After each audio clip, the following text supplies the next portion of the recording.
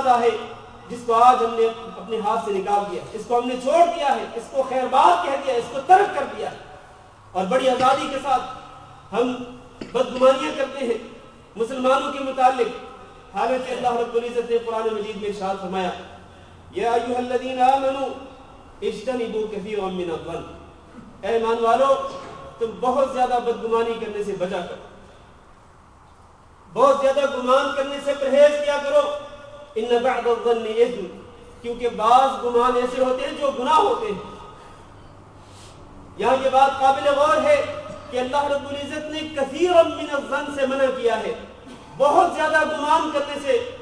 بچنے کا حکم دیا ہے، اس لیے کہ تھوڑا بہت گمان تو انسان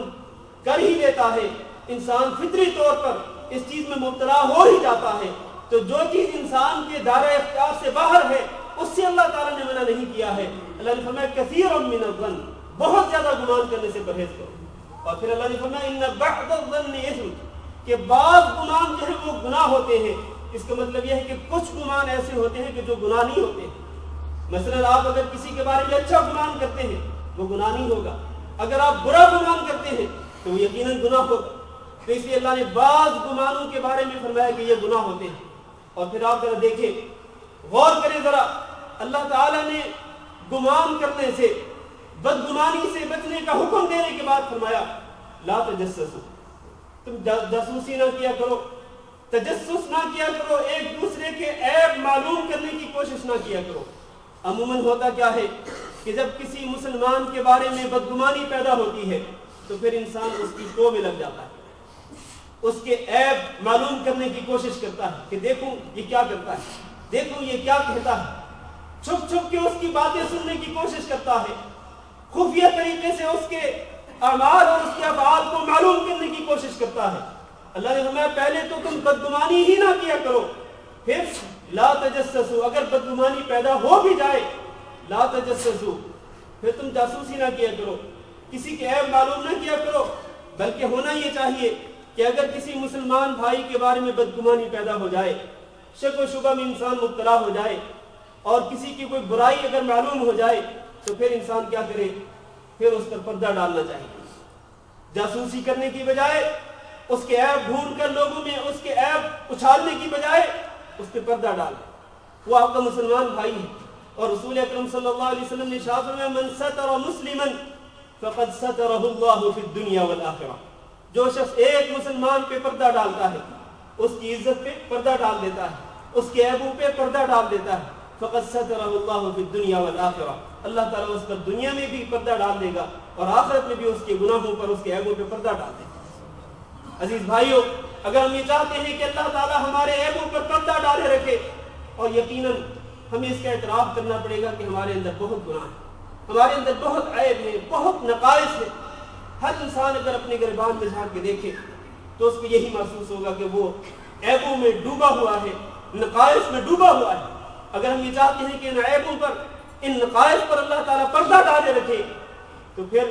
ہمیں کیا کرنا ہوگا، ہمیں اپنے مسلمان بھائیوں کے عیبوں پر پردہ ڈالنا ہوگا، بدگمانیوں سے بچنا ہوگا، جاسوسی کرنے سے بچنا ہوگا، چھپ چھپ کے ان کے بارے میں کچھ چیزیں معلوم کرنے کی جو عادت ہے اس کو چھوڑنا ہوگا۔ تجسس سے اللہ تعالیٰ نے منع فرما دیا، اور رسول اکرم صلی اللہ علیہ وسلم کے ارشاد فرمایا، آپ نے ارشاد فرمایا ایاکم والظن فإن الظن اکذب الحدیث، کہ تم بدگمانی کرنے سے بچا کرو، اس لیے کہ بدگمانی جو ہے یہ سب سے زیادہ جھوٹی بات ہے۔ عموماً لوگ جب بدگمانی کرتے ہیں تو کوئی ٹھوس دلیل نہیں ہوتی،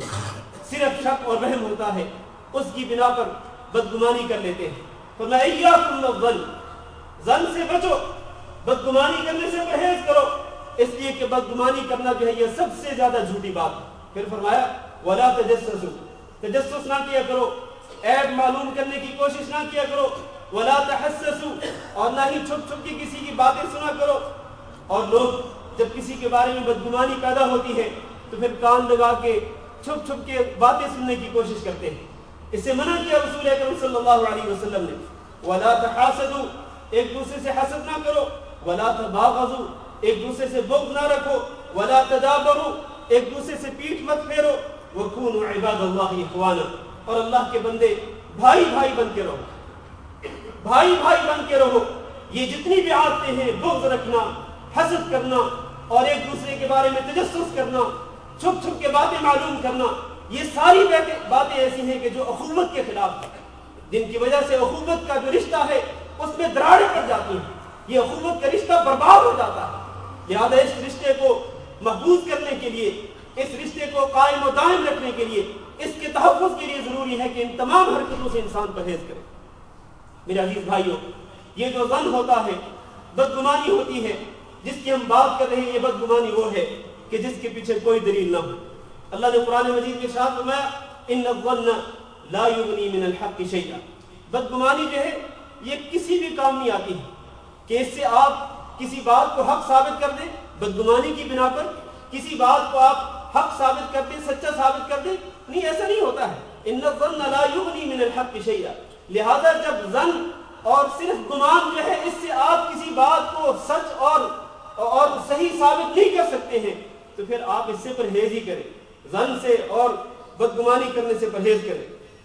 بعض اوقات انسان جب کسی کے بارے میں بدگمانی میں مبتلا ہوتا ہے، ایک بندے کے بارے میں یا اپنے کئی جاننے والوں کے بارے میں، اور بعض اوقات اپنے گھر والوں کے بارے میں جب انسان بدگمانی میں مبتلا ہوتا ہے تو پھر اس کا ایک برا نتیجہ یہ بھی نکلتا ہے کہ انسان بہت سارے نیک اعمال سے محروم ہو جاتا ہے، بہت سارے نیک اعمال سے محروم ہو جاتا ہے صرف اپنی بدگمانیوں کی وجہ سے۔ مثال کے طور پر اگر کوئی مسلمان بھائی اس کا بیمار پڑتا ہے، ہسپتال میں ہے یا اپنے گھر میں ہے، بیمار پڑا ہے، اس کا اس پر حق یہ تھا کہ یہ اس کی عیادت کرنے جاتا، اس کی زیارت کرنے جاتا، لیکن یہ چونکہ اس کے بارے میں بدگمانیوں میں مبتلا ہے لہذا یہ اس کی عیادت کے لیے نہیں جائے۔ حالانکہ رسول اکرم صلی اللہ علیہ وسلم نے ارشاد فرمایا کہ جب ایک انسان اپنے مسلمان بھائی کی، مریض آدمی کی زیارت کے لیے جاتا ہے، اس کی عیادت کے لیے جاتا ہے تو 70,000 فرشتے اس کی مغفرت کے لیے دعا کرتے ہیں۔ لیکن یہ اتنی بڑی فضیلت سے کیوں محروم رہتا ہے؟ کیونکہ یہ اپنی بدگمانیوں کی وجہ سے اس کو دیکھنے نہیں چاہتا، اپنے مسلمان بھائی کے بارے میں بدگمانیوں میں مبتلا ہے لہذا یہ اس کو دیکھنا نہیں چاہتا، اس کی عیادت نہیں کرنا چاہتا۔ اسی طرح اگر وہ فوت ہو جاتا ہے، فوت ہونے کے بعد اس کی نماز جنازہ میں شریک نہیں ہوگا، اس کی تدفین میں شریک نہیں ہوگا، حالانکہ یہ اس کا اس پر حق تھا کہ یہ اس کی جنازہ میں شریک ہوتا اور اس کی تدفین میں شریک ہوتا، لیکن چونکہ یہ بدگمانی میں مبتلا ہے اپنے بھائی کے متعلق، وہ مر گیا، اس کو دفن کر دیا گیا اور اس کو کچھ احساس بھی نہ ہوا۔ کتنی بڑی خیر سے انسان محروم ہو جاتا ہے کہ رسول اکرم صلی اللہ علیہ وسلم نے فرمایا کہ ایک انسان جب اپنے مسلمان بھائی کی نماز جنازہ پڑھتا ہے اس کو ایک قرات ملتا ہے، اور پھر نماز جنازہ کے بعد اگر وہ اس کے ساتھ ساتھ رہتا ہے جب تک اس کو دفنایا نہیں جاتا، تدفین میں بھی شریک ہوتا ہے، اس کو 2 قرات ملتے ہیں۔ صحابہ کرام نے کہا قرات کیا ہوتا ہے؟ رسول اکرم صلی اللہ علیہ وسلم نے جواب دیا کہ ایک قرات جبل احد کے برابر ہوتا ہے۔ یعنی اگر کوئی انسان ایک مسلمان بھائی کی نماز جنازہ میں شریک ہو، احد پہاڑ کے برابر اس کو اجر و ثواب ملے گا، اور اگر وہ نماز جنازہ کے بعد اس کی تدفین میں بھی شریک ہو اس کو 2 جبل احد جیسا اجر و ثواب اس کو ملے گا۔ اتنی بڑی خیر سے انسان کیوں محروم ہو گیا؟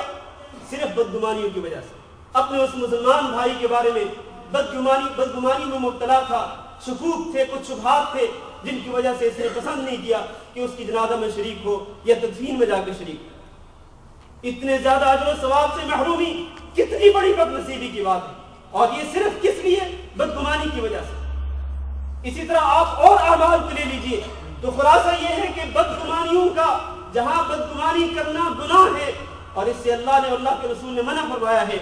وہاں بدگمانی کرنے کی وجہ سے انسان بہت سارے اعمال خیر سے محروم ہو جاتا ہے۔ میرے بھائیوں، آئیے ذرا دیکھیں کہ یہ جو بدگمانی ہوتی ہے اس کے اسباب کیا ہے، کیوں بدگمانی کرتے ہیں ہم لوگ اپنے مسلمان بھائیوں کے بارے میں، مسلمان بہنوں کے بارے میں،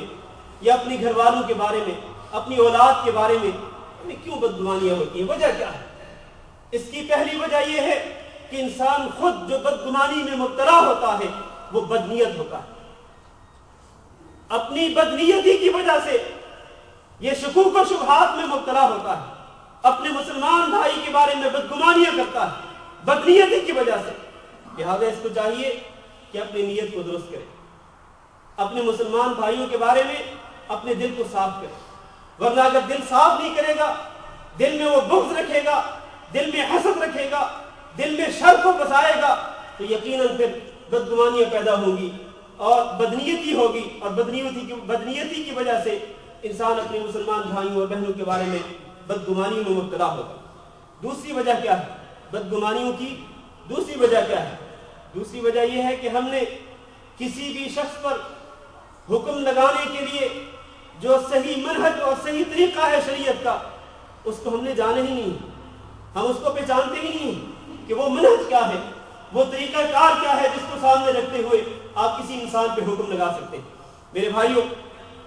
اس طریقہ کار کی پہلی شرط یہ ہے کہ آپ ہمیشہ کسی انسان کے ظاہر کو دیکھیں، اس کے دل کو پھاڑنے کی کوشش نہ کریں، اور آپ کسی کے دل کو پھاڑ کے اس کے دل کے راز معلوم بھی نہیں کر سکتے، یہ آپ کے بس سے باہر ہے۔ لہذا آپ اس کے ظاہر کو دیکھ کر اس کے ظاہر پہ حکم لگائیں۔ وہ قصہ آپ کے سامنے ہوگا، حضرت اسامہ بن زید رضی اللہ تعالیٰ عنہ بیان کرتے ہیں کہ کسی لشکر میں وہ نبی کریم صلی اللہ علیہ وسلم نے ان کو کسی لشکر کے ساتھ بھیجا تھا، اسی دوران ان کی ایک شخص سے ملاقات ہوئی، وہ کافر تھا، لیکن جب اس نے اسامہ بن زید رضی اللہ تعالیٰ عنہ کو دیکھا تو اس نے فوراً کہا لا الہ الا اللہ۔ اسامہ بن زید رضی اللہ تعالیٰ عنہ کہتے ہیں میں نے یہ سمجھا کہ یہ صرف مجھ سے اپنی جان بچانے کے لیے لا الہ الا اللہ پڑھ رہا ہے، میں نے اس پہ تلوار کا وار کے اس کو قتل کر دیا۔ کہتے ہیں رسول اکرم صلی اللہ علیہ وسلم کی بات حاضر ہوا، میں نے بتایا کہ اس طرح واقعہ پیش آیا ہے، اس نے مجھ سے جان بچانے کی خاطر لا الہ الا اللہ پڑھا اور پھر میں نے اس کو قتل کر دیا۔ رسول اکرم صلی اللہ علیہ وسلم کے چہرے